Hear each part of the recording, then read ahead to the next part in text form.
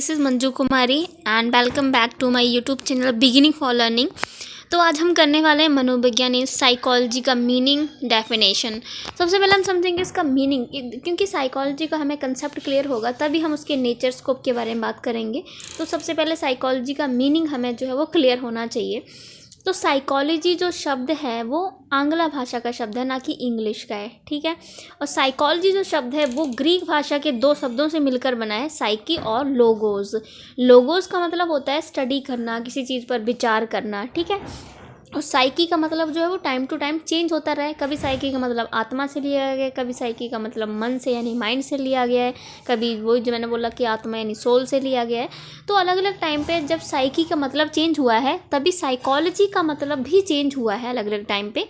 तो हम अभी देखेंगे आगे कि 4 ऐसी कुछ स्टेजेस हैं जिनमें हम बात करेंगे कि किस तरह से साइकोलॉजी का एक मीनिंग जो है वो टाइम टू टाइम चेंज होता रहा है। सबसे पहले फर्स्ट स्टेज में हम बात करेंगे कि साइकोलॉजी यानी मनोविज्ञान का जो अर्थ लिया गया था वो था स्टडी ऑफ सोल, यानी आत्मा का अध्ययन करना। तो सबसे पहले साइकोलॉजी को माना गया कि साइकोलॉजी आत्मा का अध्ययन है। तो अभी इसका क्रिटिसिज्म हुआ कि ये कि आत्मा क्या होती है, कहाँ रहती है, आत्मा की स्टडी कैसे की जाएगी।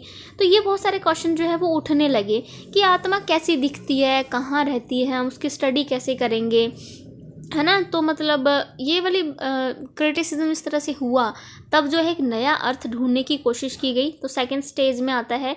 तो सेकंड स्टेज में जो साइकोलॉजी का अर्थ लिया गया, देन स्टडी ऑफ माइंड। तो जब स्टडी ऑफ माइंड को लिया गया तब इसमें कहा कि मतलब मन का अध्ययन जो है वो साइकोलॉजी का मतलब होता है। तो फिर से वही जो है क्रिटिसिज्म आ गया, वही आलोचना होने लगी कि मन क्या है, कैसा दिखता है, कैसा उसका स्वरूप होता है। तो जब इसके भी जवाब नहीं मिले तो लोगों ने, जो भी साइकोलॉजिस्ट थे, उन्होंने नई परिभाषा ढूंढने का जो है वो ऐसे शुरुआत उन्होंने की, ठीक है। तो थर्ड स्टेज में फिर साइकोलॉजी का अलग एक मीनिंग आया। फिर उसके बाद study of conscious behaviour psychology को माना गया। और इस टाइम ये बहुत मतलब ये था कि इसको बहुत सारे साइकोलॉजिस्ट ने इस चीज़ डेफिनेशन को स्वीकार भी किया। जैसे विलियम जेम्स थे, उन्होंने 1890 में अपनी बुक लिखी थी प्रिंसिपल्स ऑफ साइकोलॉजी। तब उन्होंने बोला था कि प्रिंसिपल की जो साइकोलॉजी है उसका मतलब है स्टडी ऑफ कॉन्शियस व्यवहार, यानी चेतन व्यवहार का अध्ययन करना ही साइकोलॉजी का अर्थ है, ठीक है। और विलियम हंट ने भी इस चीज़ को जो है वो मतलब स्वीकारता दी कि साइकोलॉजी का अर्थ चेतन व्यवहार यानी कॉन्शियस बिहेवियर का अध्ययन करना ही इसका मतलब है। लेकिन इसका क्रिटिसिज्म हुआ मेन 3 बातों पे। पहला कि साइकोलॉजी, इसमें जो उन्होंने माना था कि साइकोलॉजी का अर्थ है स्टडी ऑफ कॉन्शियस बिहेवियर, उसमें कहा गया कि इसमें व्यवहार के जो हमारा बिहेवियर होता है उसके एक ही पक्ष को लिया गया है। जैसे हमारे व्यवहार के दूसरे पक्ष भी होते हैं, जैसे अचेतन यानी अनकॉन्शियस, अर्धचेतन यानी सेमी कॉन्शियस भी हमारे व्यवहार का ही जो एक भाग होता है। लेकिन इसमें क्या किया गया है कि हमारे व्यवहार के जस्ट कॉन्शियस बिहेवियर, चेतन व्यवहार को ही लिया गया है, और बाकी दोनों जो हमारे अनकॉन्शियस और सेमी कॉन्शियस व्यवहार होते हैं उसको उपेक्षा जो है उसकी की गई है। फ्रॉइड ने भी फिर आगे चल के बोला कि जो कॉन्शियस व्यवहार होता है, नहीं चेतन व्यवहार होता है, वो हमारे व्यवहार का सिर्फ एकमात्र हिस्सा होता है और बाकी और भी हमारे व्यवहार के हिस्सा होते हैं। तो इसलिए इस बात पे इसका परिभाषा का क्रिटिसिज्म किया गया। दूसरा इसका क्रिटिसिज्म किया इस बात पे कि चेतन जो इसमें है, क्रिटिसिज्म दूसरा था कि इसमें मनुष्य व्यवहार को ही जगह दी गई, बाकी जो और जीव जंतु हैं, सजीव प्राणी, उनके व्यवहार का अध्ययन करने के लिए इसमें कोई जगह नहीं थी। जस्ट इसमें मनुष्य के व्यवहार के अध्ययन पर ही जोर दिया गया था। तो उसका ये क्रिटिसिज्म किया गया। और तीसरा इसमें क्रिटिसिज्म किया गया कि जो अभी इन्होंने कहा गया था कि psychology study of conscious behaviour है, यानी चेतन व्यवहार का अध्ययन करना साइकोलॉजी है, तो उसका अध्ययन करने के लिए उन्होंने एक विधि अपनाई थी, अंतर्दर्शन। ये लिखा है जैसे कि अंतर्दर्शन विधि को इसमें अपनाया गया, ठीक है। अंतर्दर्शन विधि का मतलब था कि खुद अपनी ही स्टडी करना, अपने व्यवहार की खुद स्टडी करना, ठीक है। तो इसकी ये आलोचना थी कि मतलब इसमें वैलिडिटी नहीं बन रही थी, विश्वसनीयता इसमें नहीं बन रही थी, ऑब्जेक्टिविटी जो है इसमें मतलब आ रही थी फिर भी, है ना। मतलब कि ऑब्जेक्टिविटी इसमें नहीं आ रही थी, सब्जेक्टिविटी इसमें आ रही थी, क्योंकि अभी कोई व्यक्ति अपने अनुभवों की खुद स्टडी करेगा, है ना, तो वो अपनी जो एक्सपीरियंस है वो जैसे मर्जी उनकी एक्सप्लेनेशन दे सकता है, अपने दोषों को छुपा सकता है, अपने गुणों को सामने लाएगा, बाकी सब अपनी गलत चीज़ें उनको छुपा लेगा। तो ऐसे व्यवहार का सही अध्ययन तो होगा ही नहीं, क्योंकि जब हम खुद स्टडी करेंगे, जब मान लो मैं अपने बारे में किसी को कुछ बता रही हूँ, है ना, तो मैं उसमें ज़रूरी थोड़ी मैं अपनी गलत चीज़ें सामने लोगों के सामने रखूँगी, मैं तो अपने बारे में अच्छा अच्छा ही बताऊँगी। तो वही है, अंतर्दर्शन विधि जो है वो सही नहीं थी इसके लिए, तो इस चीज़ से इसका विरोध हुआ। फिर 19वीं शताब्दी में 4th स्टेज में जो है वो साइकोलॉजी का अलग अर्थ लिया गया। अब साइकोलॉजी को साइंस ऑफ बिहेवियर कहा जाने लगा, ठीक है, यानी व्यवहार का एक विज्ञान इसको कहा जाने लगा, यानी स्टडी ऑफ बिहेवियर। तो एक्चुअली में अभी साइकोलॉजी का जो मीनिंग है वो यही मीनिंग है, study of behaviour and science of behaviour या स्टडी ऑफ बिहेवियर, यानी हमारे व्यवहार का अध्ययन करना ही साइकोलॉजी का मीनिंग होता है, ठीक है। जैसे विलियम मैकडॉगल ने सबसे पहले अपने जो इस चीज़ को स्वीकार किया था कि जो साइकोलॉजी उसका मतलब होता है साइंस ऑफ बिहेवियर, यानी व्यवहार का विज्ञान। उन्होंने 1905 में बुक लिखी थी, मनोविज्ञान की सबसे अच्छी और विस्तृत परिभाषा उसे सजीव प्राणियों क्या उनकी बुक का नाम था, सजीव प्राणियों के आचरण के सकारात्मक विज्ञान, positive science of the conduct of living creatures.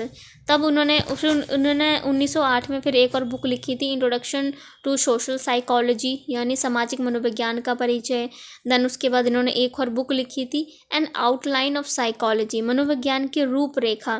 तो इनमें इन्होंने इस तीनों बुकों में जो इन्होंने साइकोलॉजी का एक उसके पास एक अर्थ दिया वो था, इन्होंने डेफिनेशन दी थी साइकोलॉजी की, मनोविज्ञान एक विज्ञान है जिसका उद्देश्य सभी प्रकार के किसी प्राणी के व्यवहार का अध्ययन करने और उसे अच्छी तरह से समझने में सहायता करता है, यानी psychology is a science which aims to give us better understanding and control of the behaviour of the organism as a whole. ये मैकडॉगल ने कहा था, यानी उन्होंने बोला था कि साइकोलॉजी का मतलब होता है एक ऐसा साइंस, एक ऐसा विज्ञान जिसमें कोई भी जो प्राणी है, ठीक है, चाहे मनुष्य हो या कोई जीव जंतु, उनके संपूर्ण व्यवहार को जो है अध्ययन किया जाता है, उसे अच्छी तरह से समझा जाता है, ठीक है, ये होता है साइकोलॉजी का मतलब, और एक्चुअली में भी यही मीनिंग है। देन वॉटर वॉवर्स पिल्सवरी ने भी 1911 में बुक एक प्रकाशित की थी जिसका नाम था एसेंशियल्स ऑफ साइकोलॉजी, साइकोलॉजी की मूल तत्व। उनमें उन्होंने भी उनमें एक परिभाषा दी थी कि साइकोलॉजी को अत्यधिक संतोषजनक रूप में मानव व्यवहार के विज्ञान के रूप में परिभाषित किया जा सकता है, यानी इन्होंने भी इस चीज़ को स्वीकार किया कि साइकोलॉजी साइंस ऑफ बिहेवियर है, हमारे व्यवहार का अध्ययन करना है। उसके बाद 1913 में जो व्यवहारवादी विचारधाराएं आने लगी, जो बिहेवियरिज्म मतलब आने, वॉटसन जो है व्यवहारवादी जो विचारधारा के जनक माने जाते हैं, ठीक है, यानी बिहेवियरिज्म के जनक जो है, यानी इन्होंने ही बिहेवियरिज्म विचारधारा की शुरुआत की थी वॉटसन ने। तब उन्होंने भी जो है वो एक नया लेके आए व्यवहार शब्द। तो साइकोलॉजी को भी साइंस ऑफ बिहेवियर ने व्यवहार का अध्ययन माना गया था। तो ये था कि इसमें भी वॉटसन का भी ये था कि साइकोलॉजी जो है वो मानव के व्यवहार का अध्ययन करने तक ही सीमित नहीं है, इसमें सभी प्राणियों के व्यवहार का अध्ययन किया जाता है, ठीक है। तो ये तो हो गया हमारा। फिर जैसे और भी इसमें कुछ NL मन है, उन्होंने परिभाषा दी है, आजकल साइकोलॉजी का संबंध व्यवहार की वैज्ञानिक छानबीन से है। Psychology today concern itself with the scientific investigation of behaviour, यानी वही मतलब इन्होंने भी बोला है कि साइकोलॉजी का अर्थ होता है व्यवहार का अध्ययन करना, ठीक है। जैसे अभी है, इन्होंने एक और मन ने ही एक को परिभाषा दी है, जैसे कि लिखा है, साइकोलॉजी एक विज्ञान है और उचित रूप से प्रशिक्षित मनोवैज्ञानिक एक वैज्ञानिक ही है, और नहीं तो कम से कम एक उपयोगकर्ता ही है जो वैज्ञानिक छानबीन द्वारा प्राप्त वैज्ञानिक विधियों सूचनाओं को उपयोग में लाता है। कहने का मतलब वही है, चाहे कितने भी परिभाषाएं पढ़ लेंगे तो साइकोलॉजी का मीनिंग चेंज नहीं होगा। साइकोलॉजी का जो मीनिंग है वो यही है कि साइकोलॉजी जो है वो स्टडी ऑफ बिहेवियर है, यानी साइकोलॉजी में व्यवहार का अध्ययन किया जाता है, और सिर्फ मानव व्यवहार का अध्ययन इसमें शामिल नहीं है, जो दूसरे जीव जंतु हैं, सभी जो प्राणी हैं, उनके व्यवहार का इसमें अध्ययन जो है वो किया जाता है। तो ये तो हमारा एक कंसेप्ट हुआ कि अलग अलग टाइम पर देखो साइकोलॉजी का मीनिंग चेंज होता रहा। कभी इसको स्टडी ऑफ माइंड कहा गया, स्टडी ऑफ सोल कहा गया, कभी इसे स्टडी ऑफ कॉन्शियस बिहेवियर कहा गया। देन अंत में 4th स्टेज में हमने देखा इसका रियल मीनिंग निकल के आया, स्टडी ऑफ हमारा जो बिहेवियर है, ठीक है। तो ये तो होता है हमारा यहाँ पर ख़त्म। Thank you so much guys. और आप आगे की वीडियोस के लिए ऐसे साइकोलॉजी के मतलब आपको ऐसे वीडियोस चाहिए तो उसके लिए आप मुझे कमेंट बॉक्स में लिख सकते हैं। Thank you so much guys.